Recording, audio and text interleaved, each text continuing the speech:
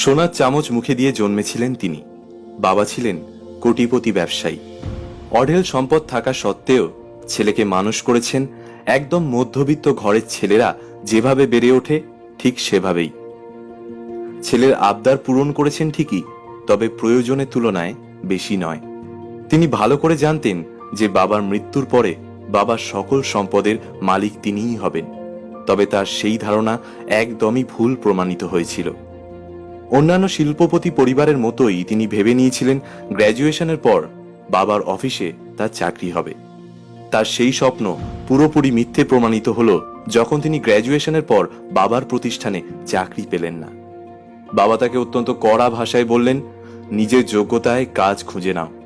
তোমাকে পড়িয়েছি, খাইয়েছি, এত বছর ধরে লালন পালন করেছি, আমার দায়িত্ব এখানেই শেষ। এবার নিজের দায়িত্ব নিজের কাঁধে তুলে নাও। মাথায় যেন পুরো আকাশটা ভেঙে পড়ল এই কথা শুনে। সারা জীবন স্বপ্ন দেখেছেন পড়াশোনা শেষ করলেই বাবার সকল ব্যবসার অংশীদার হবেন আর পায়ের ওপর পা তুলে খাবেন, আর বাবা কিনা তার এতদিনের স্বপ্ন ভেঙে খান খান করে দিলেন। হাই স্কুল পাশের পরই তিনি ভর্তি হতে চেয়েছিলেন আমেরিকার বিখ্যাত স্ট্যানফোর্ড বিশ্ববিদ্যালয়ে পড়ার। বাবা সেখানে ডোনেশন দিলেই তিনি ভর্তি হতে পারতেন।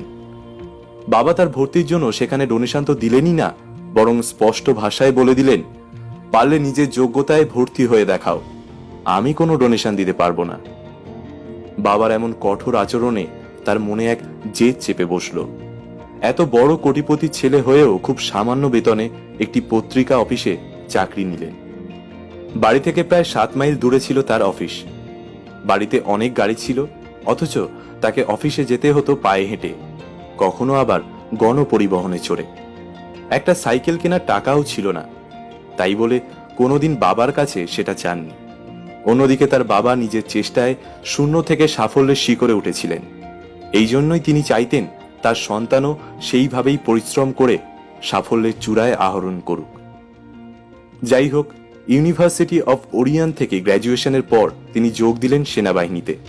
রিজার্ভ ফোর্সে কাটালেন 7টা বছর। জীবন নিয়ে বড্ড হতাশ হয়ে পড়েছিলেন। যা করতে চেয়েছেন সেটা ধারে কাছেও যেতে পারেননি। নিজের উপর বিরক্ত হয়ে পড়েছিলেন ক্রমশ। আত্মহত্যার কথাও ভেবেছেন কয়েকবার। নিজের মনের সাথে লড়াই করে নিজেকে আবার উজ্জীবিত করেছেন নতুন উদ্যমে। আর্মিতে থাকা অবস্থাতেই স্ট্যানফোর্ড বিশ্ববিদ্যালয়ে ব্যবসায় শিক্ষায় মাস্টার্স করার জন্য প্রস্তুতি নিয়েছিলেন। আর এরই ধারাবাহিকতায় দীর্ঘ 7 বছরের বিরতির পর সুযোগ হয়ে গেল তার স্বপ্নের বিশ্ববিদ্যালয়ে পড়বার। স্ট্যানফোর্ড থেকে মাস্টার্স করার পর আর চাকরির পেছনে ছুটে জুতোর তলা ক্ষয় করতে হয়নি তার। মাথার ভেতর তখন চাকরি না, বরং নতুন নতুন আইডিয়া ঘুরছিল।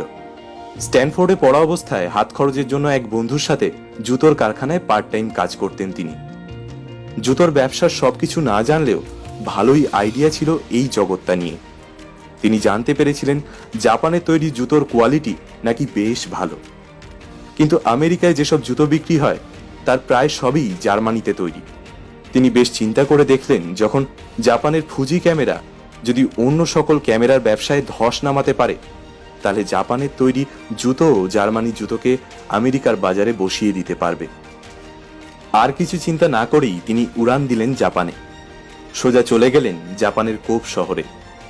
সেখানে টাইগার ব্র্যান্ড নামের একটা কোম্পানি অত্যন্ত কম দামে খুব টেকসই জুতো বানাচ্ছে, এবং জুতোর দাম আমেরিকার তুলনায় এতই কম যে এখান থেকে আমেরিকায় আমদানি করে বিক্রি করলেও ভালো অঙ্কের একটা লাভ থাকবে তার হাতে। তিনি সেই জুতো কোম্পানির মালিক অনিৎসুকার সাথে দেখা করলেন। তাকে বললেন যে তিনি টাইগার ব্র্যান্ডের জুতো আমেরিকায় আমদানি করতে চান। অনিৎসুকা শিপমেন্ট পাঠাতে রাজি হলেন। দুজনের চুক্তি হলো আমেরিকার পশ্চিমাঞ্চলে টাইগার ব্র্যান্ডের আমদানিকারক হবেন তিনি। জাপান থেকে ফেরার সময় জুতোর কিছু স্যাম্পল তিনি নিজের সঙ্গে আমেরিকায় নিয়ে এলেন, দেখালেন তার বন্ধুকে। তার বন্ধু সেই জুতোর কোয়ালিটি দেখে এবং দাম শুনে এতই অভিভূত হলেন যে তিনি পার্টনার হতেই রাজি হয়ে গেলেন। এর কিছুদিন পরেই তার হাত ধরে জন্ম হলো ব্লু রিবন স্পোর্টস নামের একটা কোম্পানি। এই ব্লু রিবন স্পোর্টসকেই এখন আমরা নাইকি নামে চিনি।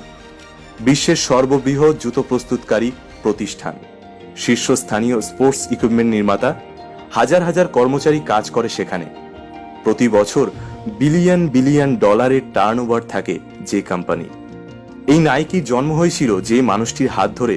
তিনি হলেন ফিল নাইট, যিনি কোটিপতি বাবার সন্তান হয়েও ছেঁড়া জুতো পরে কোনো এক সময় স্কুলে যেতেন। অফিসে যাওয়ার জন্য একটা সাইকেল যাচ্ছিল না, 7 মাইল হাঁটা ছাড়া অন্য কোনো উপায়ও ছিল না। ডোনেশনের অভাবে যিনি ভালো বিশ্ববিদ্যালয় থেকে গ্র্যাজুয়েশন করতে পারেননি, সেই লোকটা আজ বিশ্বের শীর্ষ ধনীদের একজন। প্রায় 25 বিলিয়ন ডলারের বেশি সম্পত্তি তার। যে স্ট্যানফোর্ডে তিনি ডোনেশন না দিয়ে ভর্তি হতে পারেননি, সেখানেই এ পর্যন্ত প্রায় 700 মিলিয়ন ডলারের বেশি দান করেছেন তিনি। আগুনে পুড়েই কিন্তু খাঁটি সোনা হয়। সেদিন তার বাবা যদি তার প্রতি কঠোর না হতেন, তাহলে তিনি আজ কোনো দিন পৃথিবীর অন্যতম সেরা প্রতিষ্ঠানের মালিক হতে পারতেন না।